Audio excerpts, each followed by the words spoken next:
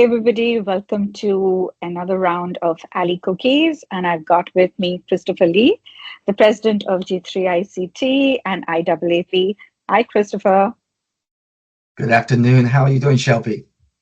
Very well, Christopher. Excellent. Thank you for doing this with us. Let's have some fun. Sounds good. Bring it on. Fabulous. So the first question for you is accessibility a risk or an opportunity according to you? Oh, that's a great question, Shilpi. I would say both. Mainly because the from a risk standpoint, the accessibility community is so large and so vast, and we are drawing on limited resources, so we have to work together. So I think there's some risk there. I think the positive side, from the standpoint of opportunity, is the technology. We're seeing things move so fast in that area, and so it's pretty exciting. And so I'm seeing just like you, I'm sure daily things are really happening very quickly in the technology field, and that's an opportunity. Brilliant. So what do you love about the accessibility space? I've seen you here for so many years. Yeah. Uh, you know, it's a good question also. I love the passion of folks. I love the organic, positive nature of the field. We have our ups and downs, just like any other field. But overall, I think, the majority of the folks are in it for the right reason. And, my job every day is to get up and ensure that the work that I'm doing is impacting people with disabilities. So, with that, if I was to ask you three reasons that we need an accessibility, we need certifications in accessibility. Yeah. So this is so important. It's kind of a core part of my being. It has become since I've been with IAAP. We really want to, kind of safeguard and defend the integrity of the accessibility services, the products. We want to make sure that when we develop them, they're being developed right, and the services are given accurately by qualified folks. And I think the quality is so important. So that would be one area is definitely making sure that we safeguard and make sure that these products and services are much more accessible. The other area, I kind of hit a little bit is ensuring that when organizations are hiring people, they're hiring people that are qualified, that have the certifications or some sort of educational background. The third aspect, which I think is overlooked a lot, Shilpi, and that is the professional education aspect of this. I mean, you think about that. Once you get a certification, that's great. But all certifications, like many other professional associations, you have to continue that education. After 3 years, you have to have so many credits towards that certification to ensure that you're continuing to learn, which is very important. For me, the last question you just said, because the technology is changing, you have to make sure you stay up on top of it, as well as other things. That's so true. I think over the last 20 years, I myself have had to learn and relearn new things again and again. And it's an ever going process. And I find so many people who stagnate. So I'm so happy that, we're looking at continual education and just not getting people a certification. Okay, with that, let's talk some numbers. IAAP professionals 5 years back and today. Okay, I wrote some down here, so I'm going to read them out here. So in 2014, IAAP started with 31 organizations, just 31 in 2014. In 2019, we had over 2,800 members, and so those are organizational members and individual members. So you can see that jump from 2014 to 2019, and then in 2020 and 2021, when the pandemic was going on, we saw a tremendous increase. Was up to I think 4,800 at that point. So that's another jump. And so far in 2024, if I'm reading these numbers right, which I'm checking here, yeah, halfway through the year, we are looking at over 7,000 members. So we're looking from 2,800, in 2019 to 2024 at, over 7,000. So that's pretty exciting. That is exciting. So we've come as a profession, we've gone from being, a small industry to becoming an actual professional, industry per se. And I think Yeah. IAAP has a large hand to play within that. Um, I think once we hit that 10,000 mark, it really shifts with an mm, organization. At least everything I've read and learned, an organization association really changes its makeup when you hit that 10,000. So the key is for IAAP is to make sure that we're hearing from our members and that we're hearing from our certification holders. You don't have to be both. You can be one or the other or together. And so as long as we are doing our job and listening and pivoting based on what we're hearing, we're going to continue to grow, I believe. um, so 10,000 or 7,000 plus today, but one piece of advice to newcomers in the accessibility field. You know what I love about associations, which I wasn't as aware as until I came on to running IAAP in 2019, was the volunteer aspect of an association. I mean, IAAP is run from the standpoint of a small staff and a large group of volunteers that are passionate about this field, like yourself. Um, and so I would say get involved. Get involved. Don't be shy. Jump in it. This is a beautiful community, as I mentioned, earlier. It's organic in itself. It's positive. So jump in. You're not going to say the wrong thing. You're not going to ask the wrong question. Get engaged, and that would be my one piece of advice. And which certification from IAAP would you recommend for a newcomer? Definitely the CPAC. I think the Certified Professional in Accessibility Core Competency is the way to go. It's a long name, I know, but it's CPAC is what we call it, and it's our first certification. It's the certification that we have the most people taking. It's the foundation certification. It's broad. It's not deep in the sense of the technical certifications that we have. So you learn about the why you're in this field. You learn about disabilities. You learn about accommodations. You learn about you come in knowing this stuff, but you study for it, and you learn about universal design a little bit and about accommodations and assistive technology. You get a really nice sweep, so that when you walk out with that certification, that you can go into any job and have a baseline that a lot of people don't have. So you spoke about so many different skills, right? And it's a lot for people to think about.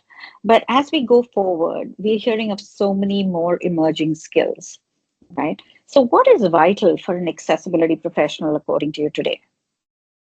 Well, I think right now it's so important that people coming into the field understand the the the the dynamic shift we've seen around AI and machine learning.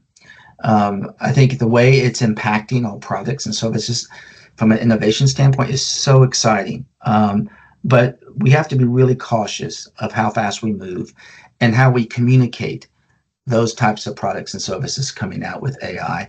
So even though CPAC isn't a technical certification, um, individuals need to be aware of that and need to stop and say, okay, this product sounds great, but is it really going to do what it says it's going to do from a marketing standpoint? So I think AI and machine learning is the two areas right now that was pretty exciting. I mean, you're seeing it with images. This with 24/7 and others. I mean, it's exciting times.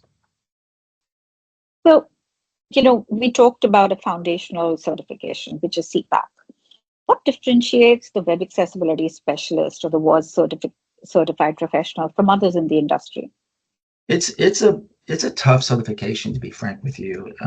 It's the one certification that I scratch my head at night but I just this how do we get more people taking it? And the problem is, it's a problem, and also it's a very positive thing, is that we have a very strict qualification aspect to it. It's 3 to 5 years. So what sets it apart is that you can know the knowledge, but you have to be able to do it.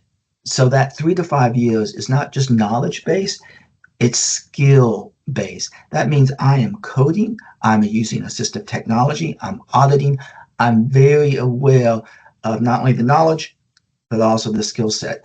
And I think that that's so important because the goal of the WASP, and it's a slender certification. We don't expect it to grow massively, but it is a certification that we want people to walk out of and say, I can lead this accessibility team, or I can go into a company and I can actually lead a team regarding accessibility. And that is the idea of WASP itself. And that's what sets us apart from many other professional certifications. Well, I can tell you some of the people on my team, thought a lot before giving the WAS, and they had a lot of apprehensions about how difficult it would be. And I kept telling them, you've got the experience. Just go and do the exam. And once they did it, they came out saying, the years of 3 years, 5 years, 7 years of experience really helped. And I think that's what you're talking about. And I think Yeah. that's the differentiation. So when people ask me about WAS, I always say it shows your actual true ability or what you practiced and implemented in the real world. I do too. I mean, that's the one thing I'd love to see. So we're going to shift and do something more about digital accessibility, more of a certificate, not a professional certification like WASP. So we need different pathways. I need to be able to, my team needs to be able to go to bed and know that we are funneling more people that are learning about it. It's horrible to have someone come in and apply to be a candidate and not make it, and they want to. So that's on us, and we've got some work to do on that. So which brings me to, how does IAAP build a community? Well, I go back to the volunteers. It can be organic in a sense. I think a community is about people sharing and networking and having a place to be able to do that, a safe place to be able to do that. And I think that is vital, is that it's respectful. You don't mix words. You tell how you feel and what you're going through, whether it's through your organization or whether it's through your own life, working with accessibility. And so I think it has to be a safe place. And I think you have to be able to really be able to have a network to be able to share it with. And that's what we try to do. So accessibility is global. I think you and I both agree on that. Yeah. But how do we really make this happen? So often it's talked about that accessibility is only about the US markets, right? Yeah. How do you see that going forward?